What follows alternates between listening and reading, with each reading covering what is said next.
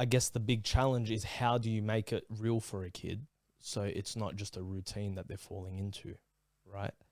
And you said that there was no distinction or distinct like amazing thing that occurred to make you click, but it was just the right place, right time, where the spirit was finally like, okay, you get it, you're ready for this. Yeah. That's cool. I don't know. Yeah, I don't know if it is cool. Why not? Yeah, like I love that, bro. Like, I feel like it's normal. It's very normal. but it's very normal for you. Yeah, exactly. Yeah. That's not normal for people that haven't grown up in church, bro. Oh yeah, no, I mean it's normal for a person that's grown up in church. That's what I meant. You know what's very normal for a person that's grown up in church is fake profession. Yeah.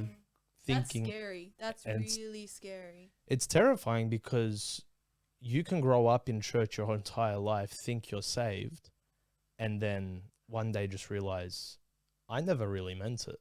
Yeah. And the reason that happens, I truly believe, is because of unprepared teachers who have forced kids into that, That's very true. when that's not our job. Yeah. Our job, I always tell teachers, is to lay out the facts, lay out the truth, and then let the Lord work on them.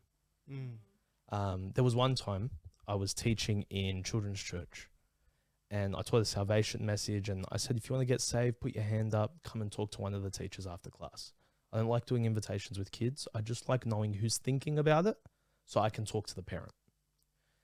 Then one class, one of these kids, he puts his hand up. I go, great, no worries. He was probably 7. I go, awesome, mental note, I'll tell the parent after. I finish praying. Okay, no worries. This kid gets up out of his chair and walks over to me. Class is still going. I go, mate, go take a seat. He goes, no, I want to get saved. I go, that's okay, great. We can talk later. Go take a seat. He goes, sits down at his chair. He gets up, comes back again after another teacher gets up and I've walked over to the side. He goes, no, Uncle Ray, I want to get saved. I go, okay, we can talk about. He goes, no, I want to do it right now. That's crazy. And so I took him into another room with a teacher. I explained it all to him. And this kid, 7 years old, in tears, asks Jesus to save him. So I think there's got to be a difference. I think a teacher needs to put as much pressure to not doing it, because if the kid's I ready, completely agree with that. he'll let you know. Yeah. That's actually amazing. And that kid was ready. And for anyone that's probably thinking, oh, but then you're losing an opportunity. No, because what I will end up doing is after pushing them away, talk to the parent and say, listen, your kid said this, go discover it, because they know their kid better than I do. Yeah. See, I don't think there's a schedule that can be planned for you to get saved. No.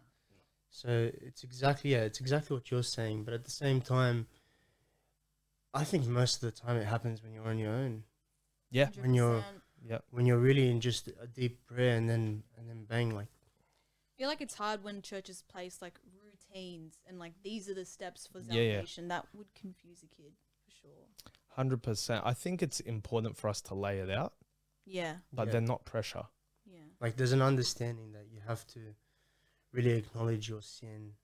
You have to acknowledge God's love and see what he's done for us. So you first acknowledge that love, and it allows you to love him. So in order for us to just sorry, I've just completely gone blank. For us to get there, to understand the steps of For us to salvation, get there, for us to get there, it's to completely fall in love with God. Yeah. That's pretty much the salvation message, because you see the love that Christ, what he's done in order for us to get back with him. Like he separated himself, and for us to man, I've lost my words. Right, no, but I do Speak in Arabic. Edit that. no, I do love what you're saying, is because there is such a divide between us and Christ because of his perfection and our Yes. sin. I think what you're trying to say is it's so important that we as a church and as teachers and as leaders do everything we can to present that to a kid. 100%. Yeah. Let them know about it. Mm. But the way I think the problem lies is when a teacher thinks it's their job to lead someone to Christ. Yes. It's not. Like that's a beautiful thing if it ever does happen. Mm. But it's not your job to get the number or the tick off the list. It's your job to present and then let the Spirit work.